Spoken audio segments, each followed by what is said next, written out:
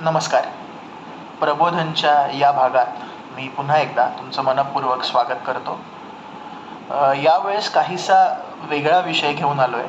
म्हणजे अगदीच जी सिरीज आपण कंटिन्यू करत होतो त्या सिरीजशी साधर्म्य साधणारा विषय तर नक्कीच आहे, पण त्या सिरीजमध्ये इन्क्ल्यूड होईल असं फारसं नाही आहे. मुळात बऱ्याचदा असं होतं की बरेच जण कायम सगळं असून एकलकोंडे राहतात. बऱ्याच गोष्टी ते कायम व्यवस्थित करत असतात.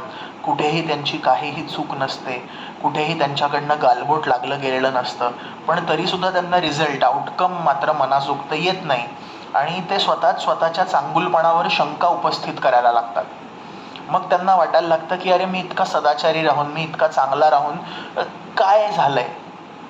आणि ते आजूबाजूला बघतात, काही असेही लोक असतात ज्यांचं बरंच काही व्यवस्थित नसताना सुद्धा व्यवस्थित चालू असतं.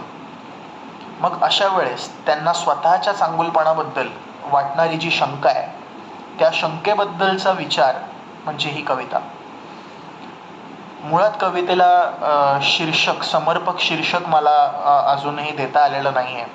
तर या निमित्ताने मी तुम्हाला आवाहन करतो, जर तुमच्यापैकी कोणाला ही कविता ऐकून एक समर्पक शीर्षक सुचत असेल तर नक्की तुमचे सजेशन्स मी वाचेन, बघेन, ऐकेन.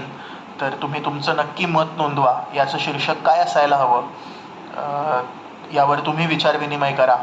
आपण नक्की संभाषण करू. मीही विचार करतोय, पण अजून काही मला त्यावर समर्पक शीर्षक सुचलेलं नाही आहे.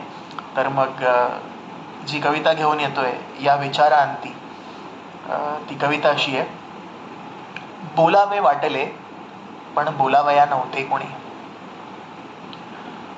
बोलावे वाटले पण बोलावया नव्हते कोणी.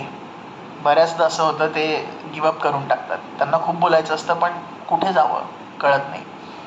त्या आशयाने लिहिलं होतं: बोलावे वाटले पण बोलावया नव्हते कुणी, प्रतीक्षेत कायम उभा अपूर्णच मग ही मैफिल जुनी. कैफियत शब्दातली मग घेतली मांडाया वहीत. आता जो कुठेच बोलत नाहीये तो काय करणार? तो व्यक्त होणार, तो लिहिणार, वाचणार, त्याला जे आवडतं, त्याचं जे माध्यम आहे व्यक्त होण्याचं, चित्र काढणार, जे काही तो करतो. सो कैफियत शब्दांतली घेतली मांडाया वहीत, विचारात भेटले तिऱ्हाईत असंख्य माझ्यासारखे माझ्या सहित. बोलावे वाटले पण बोलावया नव्हते कुणी, प्रतीक्षेत कायम उभा अपूर्णच मग ही मैफिल जुनी. कैफियत शब्दांतली घेतली मांडाया वहीत, विचारात भेटले तिऱ्हाईत असंख्य माझ्यासारखे माझ्या सहित. सांगायचे खूप त्यांना, ऐकणारे पण नाही कोणी. खूप सांगायचंय त्यांना, पण ऐकणारं कोणी नाहीये. सांगायचे खूप त्यांना, ऐकणारे पण नाही कुणी. कितीही होता व्यक्त तक्रार त्यांची राहीच जुनी. कहाणी कायमच त्यांचीही अहो अपूर्णच. कहाणी कायमच त्यांचीही अहो अपूर्णच. गुणी तक्रार सुटत नाही, नशिबी तोवर त्यांच्याही झुरणच. कशी ही कथा त्यांची, कशी ही व्यथा निराळी.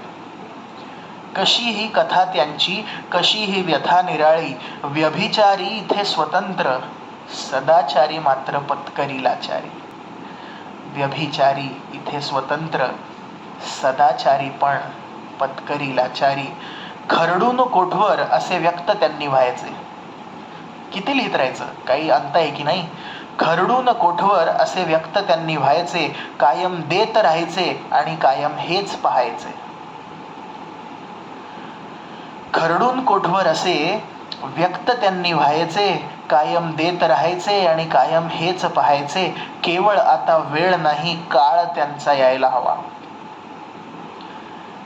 केवळ आता वेळ नाही, काळ त्यांचा यायला हवा. सदाचारी त्या तिऱ्हाईतांना का बरं नाही न्याय नवा.